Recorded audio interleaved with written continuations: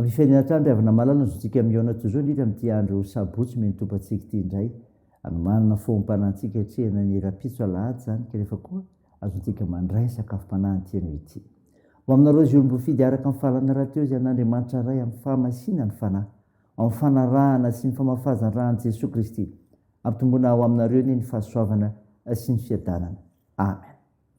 Sabotsy 17 Jona 2022 mpanjinantsika aloha hevitra hoe manapaka amin'ny fahefany ny tombo andeha ry havana idera sy ankalazan'Andriamanitra isika misaoran'i Jehovah ry fanahiko azy tatonatiko misaorana ranomasina misaoran'i Jehovah ry fanahiko ary azy misy adinao ny fitahiany rehetra sy mamela ny heliko rehetra sy manasiso ny aretinao rehetra sy manavitra ny anao tsidina ny andavaka sy manarina fambotrapo sy fiantrana izay mahavoky soa ny vavanao ny fahatandranao mody indray toy ny an'ny voromahery Jehovah manao famarinana sy fitsarana mizetra-pahoriana efa nampafantatra Mosesy ny lalakalena izy zanak'Israely nampafantary ny asany mamindra fo sy miantra Jehovah maro-po sady be famindram-po amen.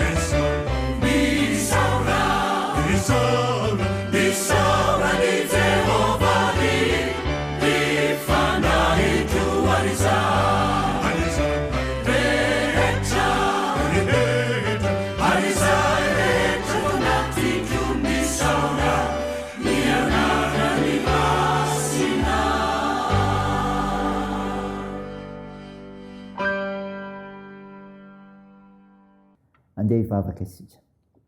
Ry Jesosy Kristy tonga sy mpamonjy anay io. Misaotranao zay fa miany fiainanay ianao. Fa velona tra-pamonjeny zay. Mena tombonandro-pahasoavana toy izao. Raha maky ny teninao hiaino zany koa. Mankalaza sy mitera mevonahitra ny arinao masina zay tompo. Fa Andriamanitra tsy tohinao Andriamanitra ambony indrindra mihoatra ireo Andriamanitra rehetra. Tompo, mahatsiaro tena koa zay fa mpanota. Ko mandoarika anatrehanao miaiky ny fahadisoanay. Mamindrafo ny ary mamela any erikay. Fa namasino midira ty anatinay amin'ny fianoana ny teninao mamonjy anay. Dia amin'anao Jesosy Kristy nanaovanay izany mivavaka izany. Amen. Ny ofinainao antsika amin'ny teny ity ravina malala dia hitanao amin'ny bokin'ny Salamo. Salamo 270 ny 2:7-7 anaran'i Jesosy manao hoe: isaorinay Jehovah Andriamanitra, Andriamanitrisy Israely, ary izy irery ihany manao fahagagana. Ary isaorina marak'izay ny anarany malaza. Ary aoka ny tany rehetra hoeniky ny voninahiny. Amen dia amen. Amen. Ray masino, manamasinanay amin'ny fahamarinana, ny teninao ny fahamarinana. Amen.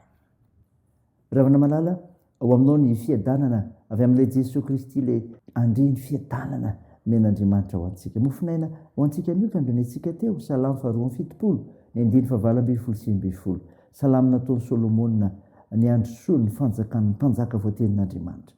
Fanontaniana ry avana apetraka ka hovaliana ny amin'ity mofinaina ity. Inona ny mendrika any Jehova? Inona ny mendrika any Jehova? Fisaorana. Hoy izy amin'ny 9:20, isaora re Jehova Andriamanitra Israely. Ary mbola mitamberina eo amin'ny 9:20 hoe isaorana marak'izay any ny anarany malaza.